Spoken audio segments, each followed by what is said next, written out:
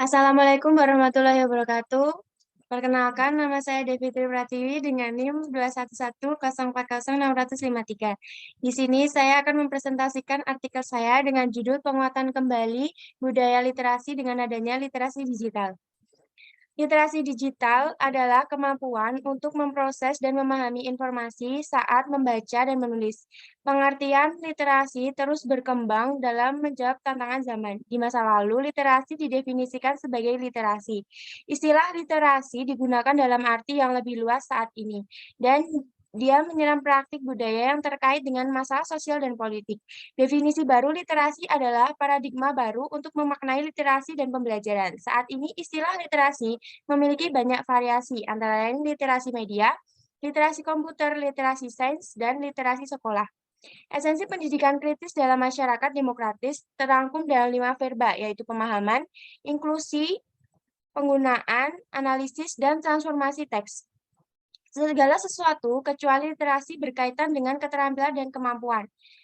Adanya 4 penyebab rendahnya angka literasi di Indonesia. Pertama, kurangnya partisipasi dalam menumbuhkan budaya membaca buku di rumah, menggunakan buku sebagai bahan referensi untuk pengumpulan informasi.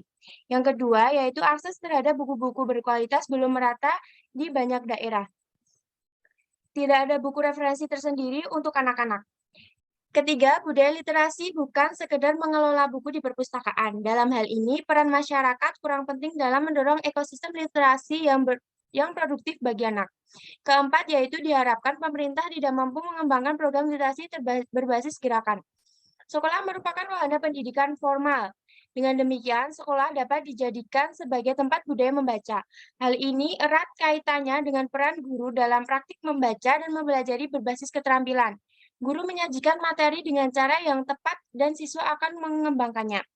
Tugas guru adalah mengajar siswa agar berfungsi dengan baik. Belajar bahasa Indonesia adalah cara yang bagus untuk belajar membaca karena memerlukan keterampilan membaca dan menulis dasar. Namun, mata pelajaran apapun dapat diintegrasikan ke dalam budaya membaca. Peran perpustakaan dalam memajukan gerakan literasi juga sangat penting. Perpustakaan adalah kumpulan buku, dan buku adalah sumber informasi tentang literasi. Saat ini perlu untuk meningkatkan peran perpustakaan dalam menumbuhkan budaya literasi.